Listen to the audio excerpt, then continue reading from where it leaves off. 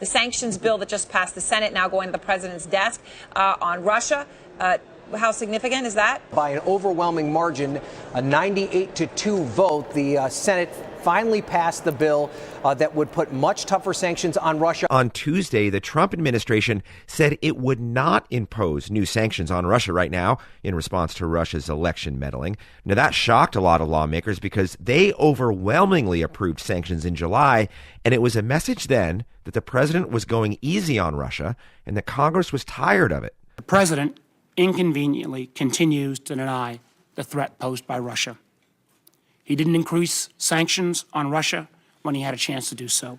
CIA Director Mike Pompeo says he has every expectation that Russia will again target the U.S. elections in November. Here's what we can say. In an interview with the BBC aired on Tuesday, the U.S. intelligence chief said Russia had a long history of misinformation campaigns and that the threat isn't going away anytime soon.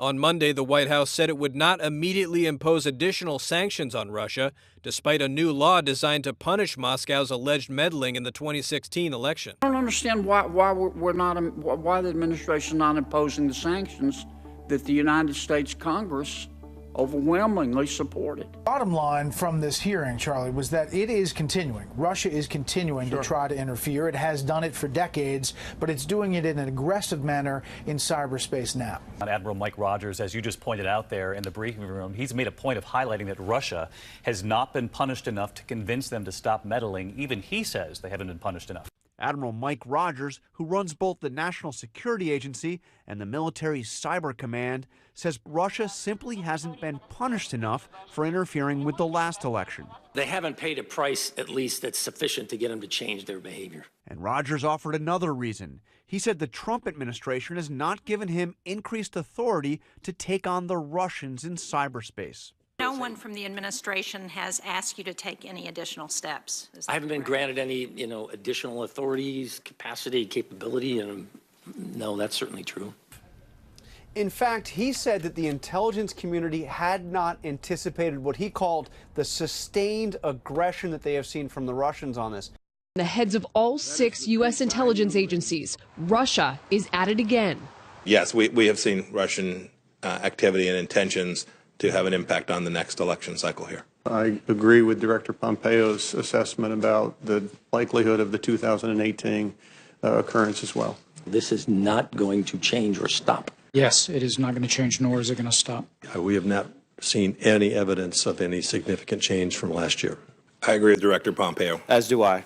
The intelligence chiefs also stand by last year's assessment that Russia interfered in the 2016 election. There should be no doubt that Russia perceived that its past efforts as successful. But I think it's incredible that the head of Cyber Command is saying not enough is being done, and he hasn't been given the authority to do what he needs to do to counter Russian attempts to meddle in the upcoming election. We're not talking about the last election anymore. We're talking about the 2018 election. So directly contradicting the White House message, which is we're doing plenty, we don't have to give him the authority. This past weekend is illustrative of what a great case officer Vladimir Putin is. He knows how to handle an asset, and that's what he's doing with the president. You're saying that Russia is handling President Trump as an asset? That seems to be that's the appearance to me.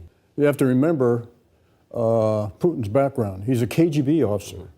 That's what they do. They recruit assets.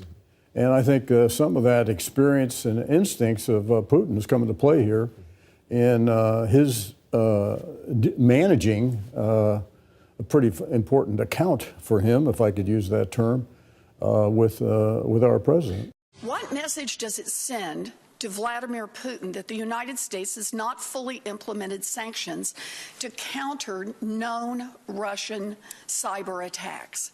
I believe that President Putin has clearly come to the conclusion there's little price to play here. Bingo.